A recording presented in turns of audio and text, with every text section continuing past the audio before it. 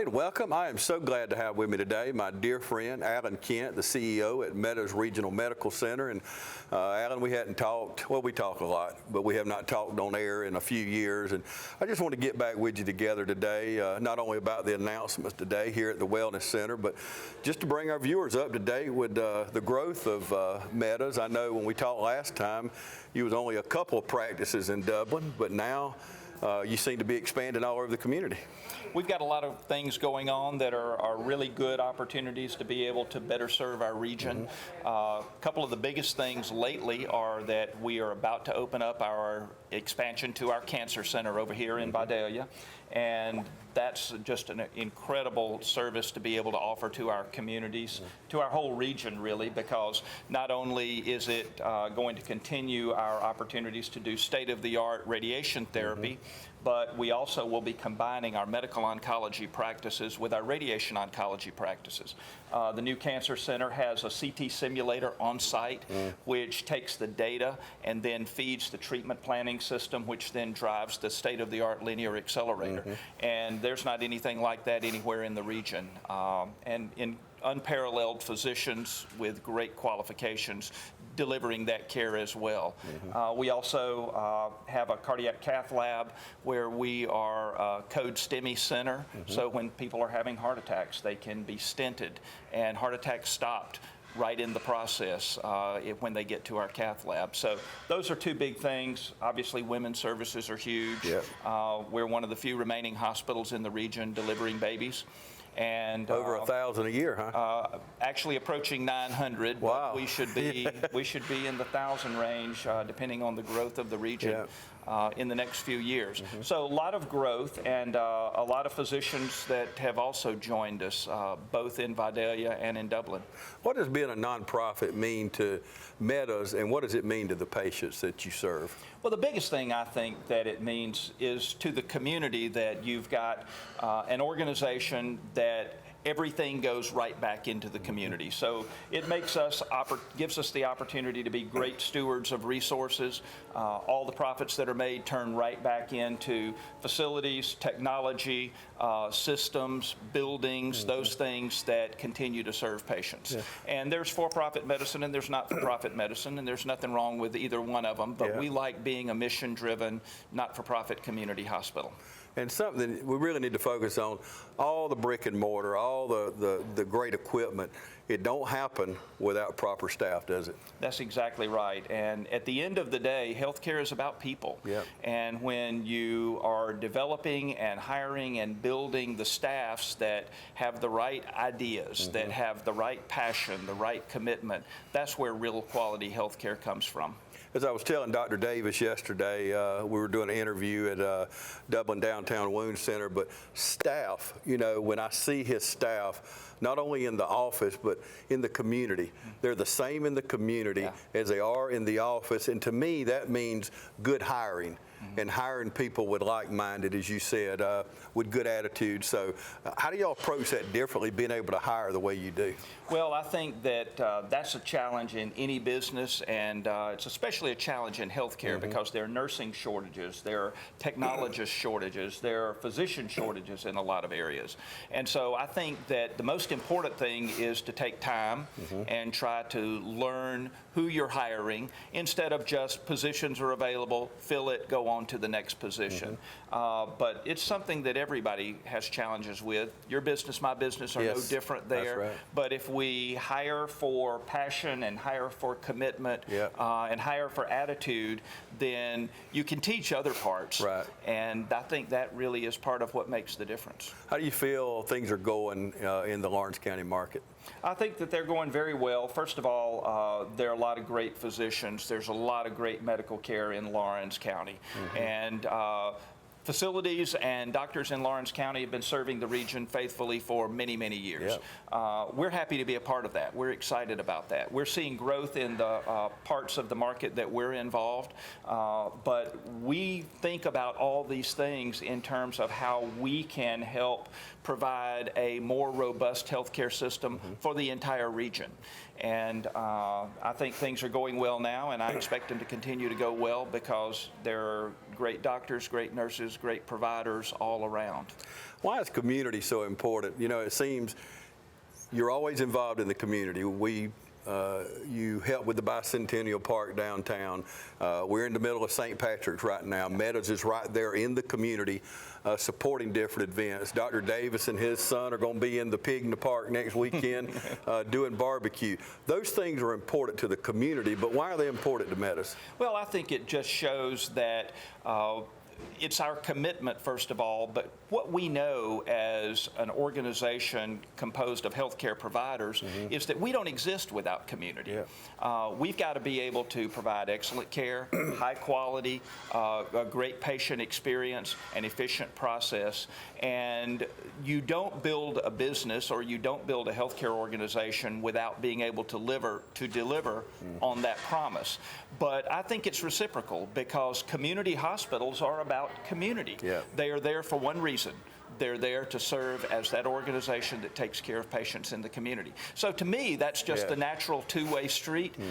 You can't sit on one side and hope to benefit if you're not willing to contribute and participate on the other side. So to me, it's the great partnership. Okay, let's take a quick break, and I want to come back and continue our conversation with Alan Kent, the CEO here at Meadows Regional Medical Center. If you're suffering from a non-healing wound, we have good news. The Downtown Dublin Wound Center offers advanced treatments, experience, and state-of-the-art technology, including hyperbaric oxygen treatments for healing most any wound, even those that won't respond to conventional treatment. Call us today at 410-3500. Let Dr. Davis and his staff get you on the road to recovery. Downtown Dublin Wound Center, 124D West Madison Street, downtown Dublin. Welcome back, everybody. Continuing to talk with Alan Kent, the CEO here at Meadows Regional. You was talking about, we were just come out of a meeting and you spoke for 8 or 10 minutes there, but what I want to do right now is I want to show a video to you and come back and talk with Alan about the progress here in Vidalia at Meadows Regional. Watch closely.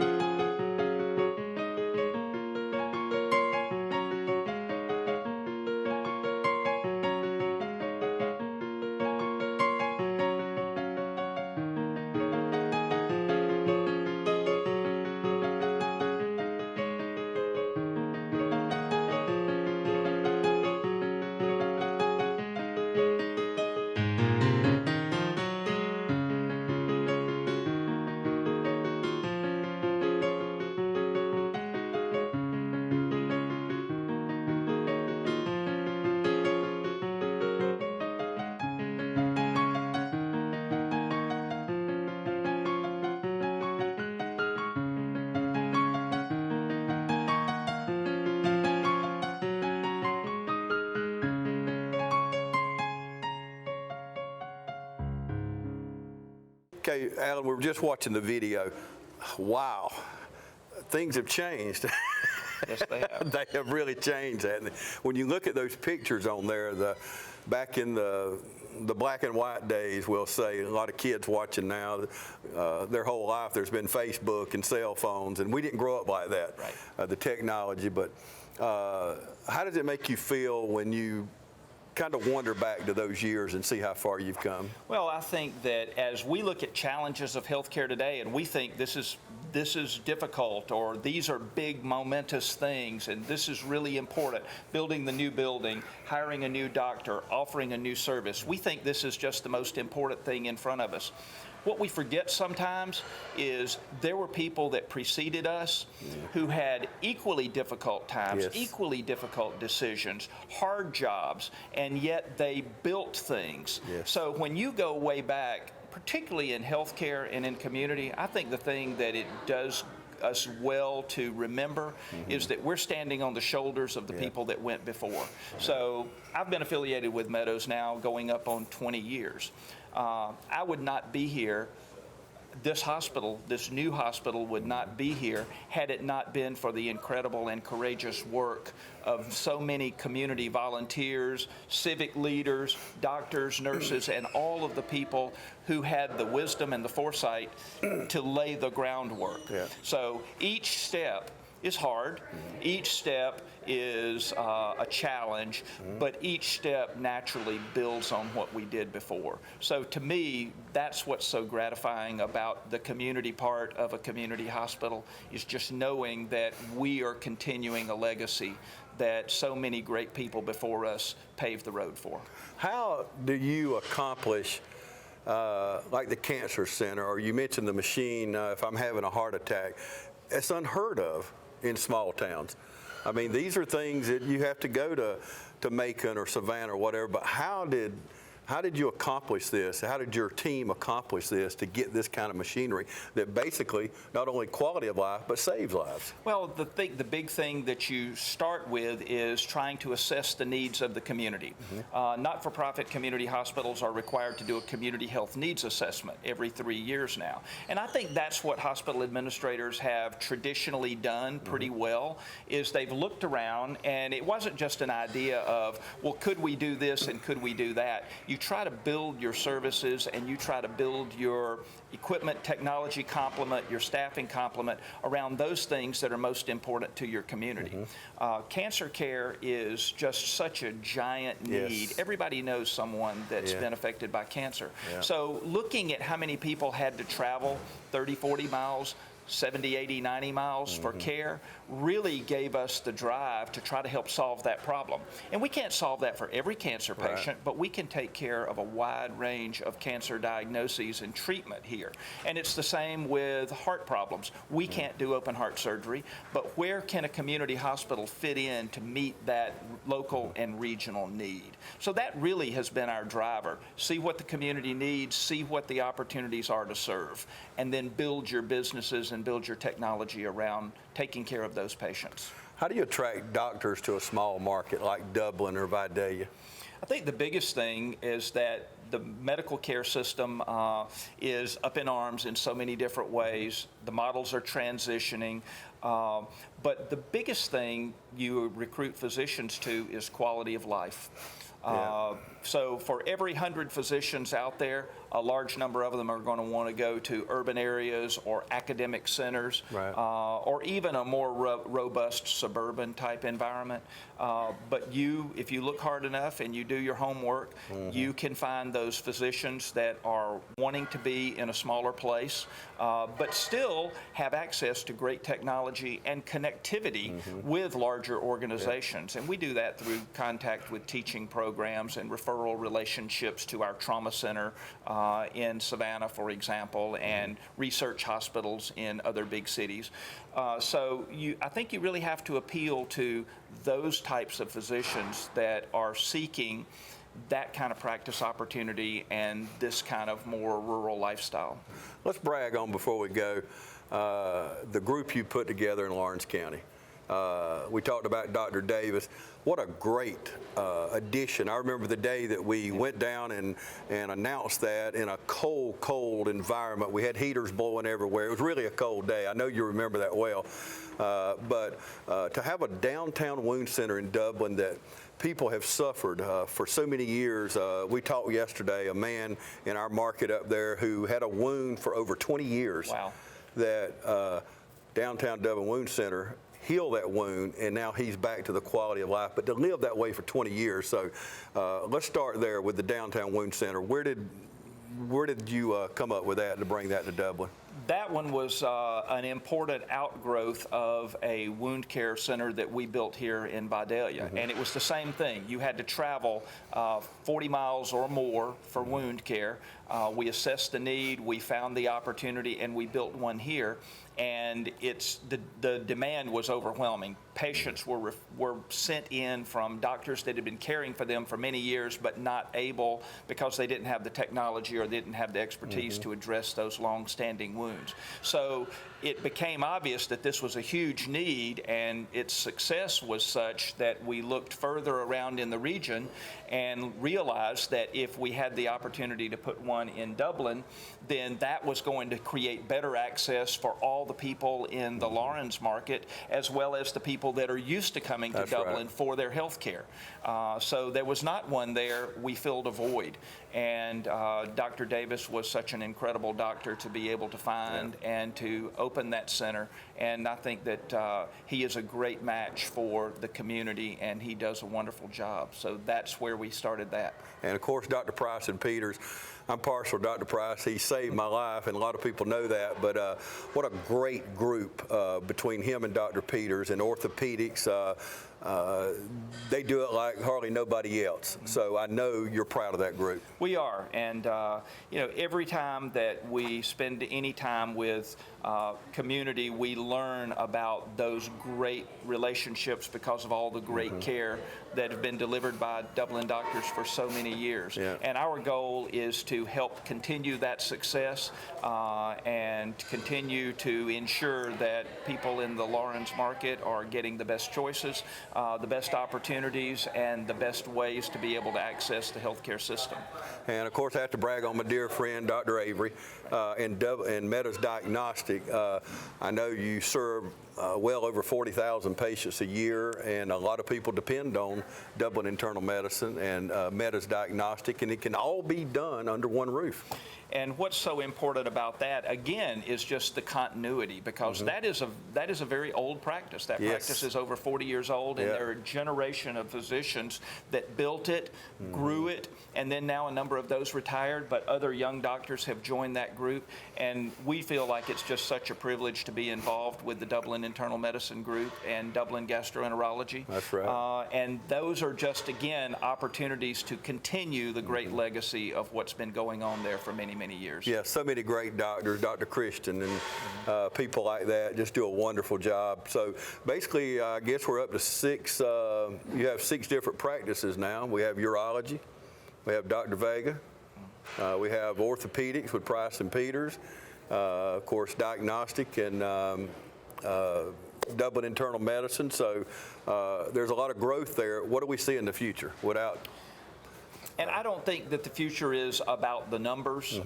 We don't look around and have specific targets about those things. To me, the future is about doing the highest quality medicine, that patients get what they want and what they most need. That they have the choices, because patient choice really drives everything. And offering that in a very high quality, sustainable manner. So that's really the way we think about it. And again, that's another great part of being a not-for-profit organization, is you don't have to have artificial growth targets or sales targets or those kinds of numbers you have to make. We're there to deliver great care, and we want to do the very best job we can do of taking care of patients. And that's ultimately our mission. And when, at the end of the day, that is done, then to me that's the best reward. So basically what I hear is you're more committed to excellence than that bottom line, and then they go together and build both. So I think they do. Last 2 things. What's the most challenging thing right now in the healthcare industry? Gosh, there are several. That's but another I show, think huh? The biggest one, that's another show.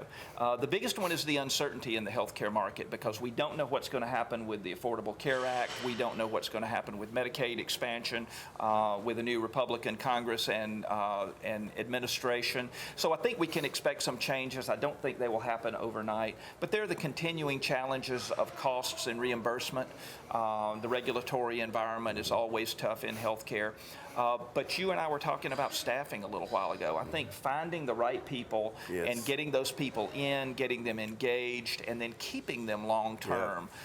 To me, that's another great challenge. But when you solve that problem, don't you solve so many other problems? Amen. It's all about people. Yeah. It's all about people. And watching you as we have walked the halls of the hospital over here, your interaction with the employees, and I know you're very busy and you can't always do that, but you always stop. You have time to pass the time of day, and I know you have a lot to do, but you have time to speak to those people because you know you rest on their shoulders.